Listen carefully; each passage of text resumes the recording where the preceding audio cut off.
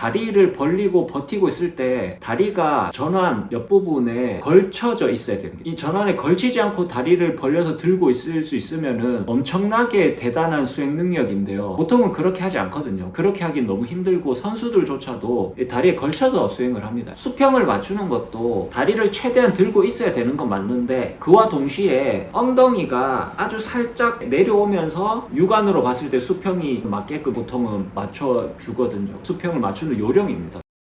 이런 부분은 조금 참고를 하시고 스트레이트 레이시스를 다시 한번 연습을 해보시는 것도 좋을 것 같습니다. 그리고 흰 물구나무 수행 능력에 있어서는 1회 3에서 5세트 정도라고 하면 사실 좀 충분한 수준은 아닙니다. 좀 부족한 수준에 가깝고요. 흰 물구나무도 개수를 일단 조금 늘릴 수 있게 연습을 좀 하시고 흰 물구나무로 올라갔다가 내려와서 터치하고 다시 올라가는 그 반복 동작도 만들어 두시는 게 장기적으로 봤을 때는 훨씬 좋을 거라고 저는 생각합니다.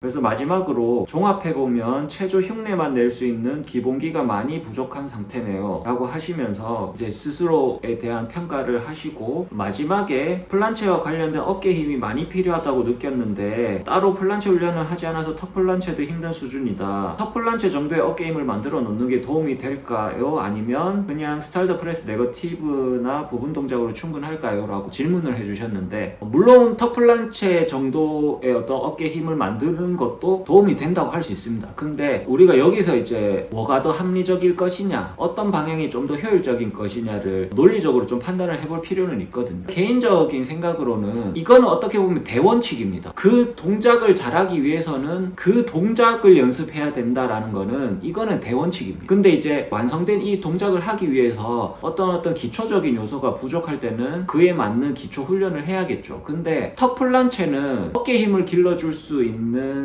동작은 될 수 있습니다. 왜냐하면 똑같이 몸을 앞으로 기울여서 버티는 힘이 필요하니까. 그런데 과연 턱 플란체를 새로 만들어가는 게 합리적일 것인가, 혹은 스타일드 프레스 네거티브나 흰 물구나무 동작을 개선시키면서 그에 맞는 어깨 힘을 길러 나가는 것이 훨씬 더 합리적일 것이냐를 생각해보면 저는 후자라고 생각하거든요. 왜냐하면 목표에 가까운 동작으로 훈련을 해서 만들어가는 과정이기 때문에. 그래서 어떤 동작을 하기 위해선 그 동작 자체를 열심히 하는 것이 가장 도움이 된다라는 대원칙 하에서 본다면 스타일드 프레스 네거티브나 그에 해당하는 부분 동작이나 혹은 흰 물구나무를 더 개선시키는 방향으로 연습을 하시는 게 저는 더 합리적이라고 봅니다. 물론 여기서 정답이 있다고 볼 수는 없고, 다만 제가 제 개인적인 경험이나 회원들을 가르쳤던 경험들을 미루어서 이렇게 봤을 때는 턱 플란체보다는 흰 물구나무나 스타일드 프레스 네거티브 같은 동작에 직접적으로 관련이 된 훈련을 하시는 게 좋지 않을까 하는 게 제 개인적인 의견입니다.